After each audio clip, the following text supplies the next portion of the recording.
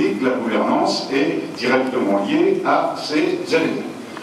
Ensuite, les approches qu'on retrouve à l'heure actuelle de manière pour aborder ces objectifs de développement durable, la méthodologie est généralement à 5 niveaux. Ce qu'on a fait ce matin, quelles sont les leçons apprises des OMD et MDG, bien sûr, ça peut être complété, mais on commence par se poser qu'est-ce qu'on sait des OMD et MDG, qu'est-ce qui est positif, qu'est-ce qui est négatif.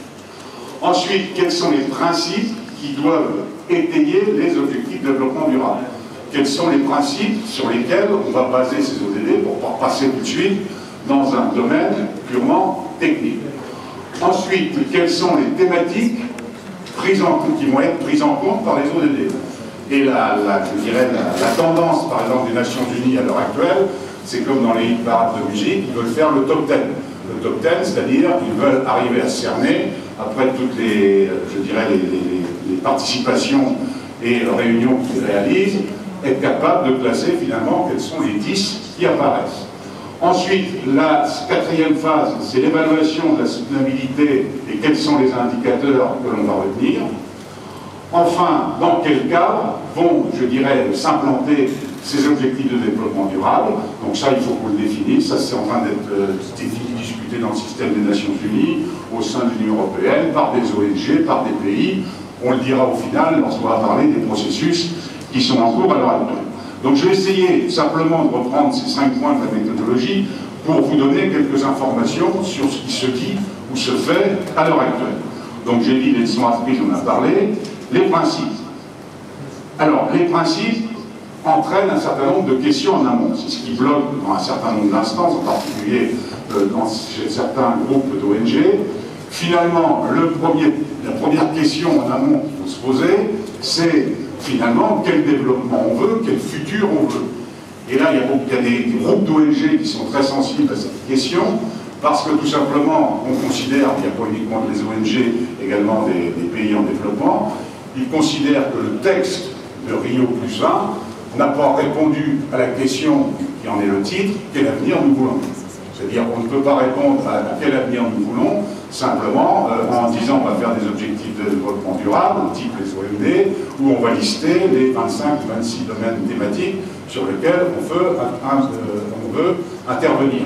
Donc, vous voyez que déjà au préalable, il y a déjà un vrai problème dans les négociations.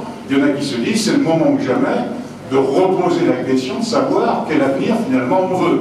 Donc ça c'est beaucoup plus, je dirais, philosophique et en profondeur, car si on passe tout de suite aux aspects techniques, c'est un petit peu l'objet, vous savez, de ma présentation avec les statistiques, mais aussi les jeunes et puis les pauvres. C'est-à-dire, si on ne se pose pas la vraie question de savoir quel avenir on veut pour tous ces gens-là, on va passer tout de suite à la technique d'établir des objectifs de développement durable, des indicateurs, etc. Or ça, on sait le faire.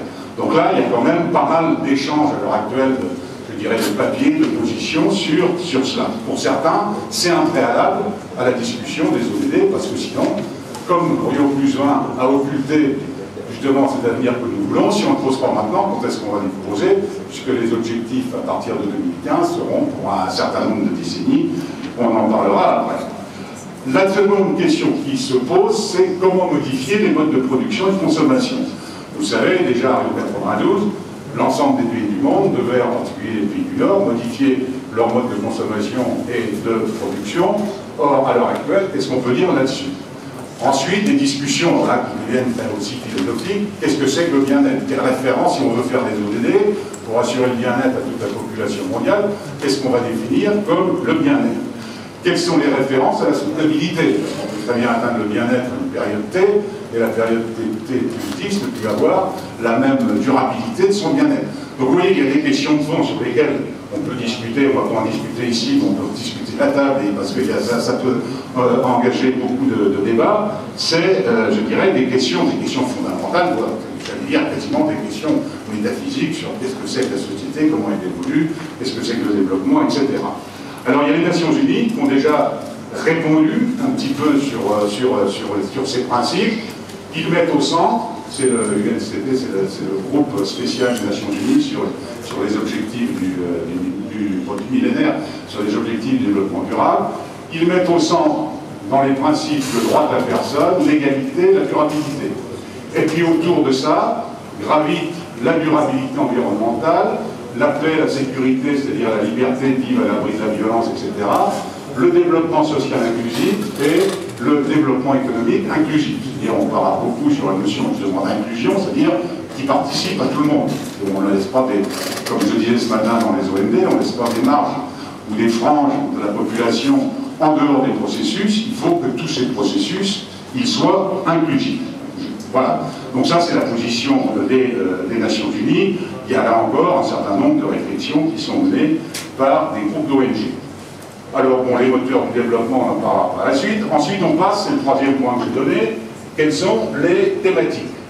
Les thématiques prises en compte par les ODD. Alors là, j'alimente, bon, vous les avez toutes dans le texte de Rio +20. Là, les Nations Unies ont fait travailler un des groupes qui a été constitué dans le texte de Rio, ce qu'on appelle le WGO, le Working Group Open. C'est un groupe donc, des Nations Unies, représenté par des pays, bien sûr, qui sont dans le système des Nations Unies. Et